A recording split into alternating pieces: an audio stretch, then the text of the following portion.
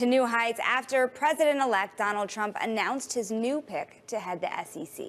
He selected Potomac Global Partners CEO and founder Paul Atkins to replace outgoing Commissioner Gary Gensler. For more on Atkins, we are joined by Nathan Dean. He's senior analyst of U.S. policy at Bloomberg Intelligence.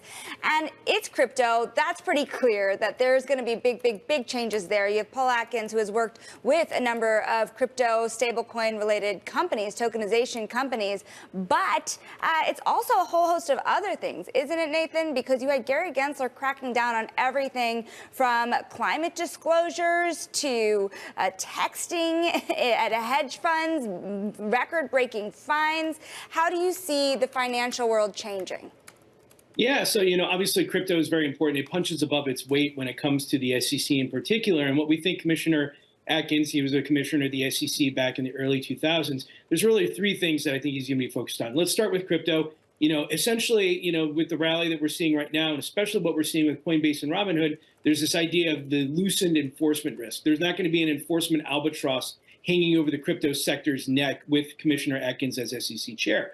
He's going to be looking at capital formation, maybe changes to the accredited investor definition, getting the ability for private individuals to look into startups and private markets to be able to invest more. And then third, which is most important, I think, to him, is this idea of deregulation.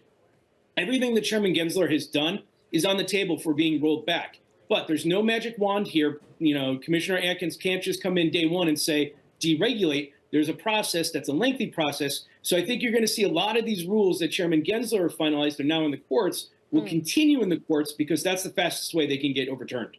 And that's good perspective. Again, it's not a magic wand here. There is still a process. I want to talk a little bit more about crypto because obviously you can see the enthusiasm in the price alone. We were talking about it at the top of the show, though, that Gensler was seen as very crypto positive. We know how that went.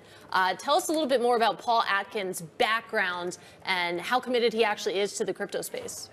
Yeah, so Commissioner Atkins obviously has been working with the Digital Chamber of Commerce on crypto. He's very much seen as a pro-crypto, but also stepping back a little bit, he's more free markets and pro-markets. So what does that mean for crypto? Well, for the first step, I was talking about the enforcement albatross. That's most likely gone.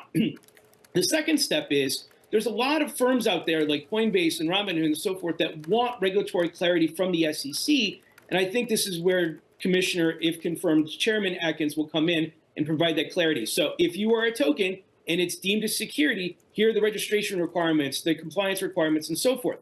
But where we're cautioning the cryptocurrency industry on this, however, is that Congress also wants to play in this space. And so we think Congress is going to pass legislation next year that will essentially direct the SEC to promulgate new rules. It'll be up to Chairman Atkins to actually go forth. So he may not be able to put his own personal views, but first year, half next year, it's this enforcement loosening up. Second half is most likely going to be putting out new rules to give clarity to these firms. All right, Nathan, really appreciate that quick breakdown. Have to have you back soon. That is Nathan Dean of Bloomberg Intelligence. Now, coming up later in the show, the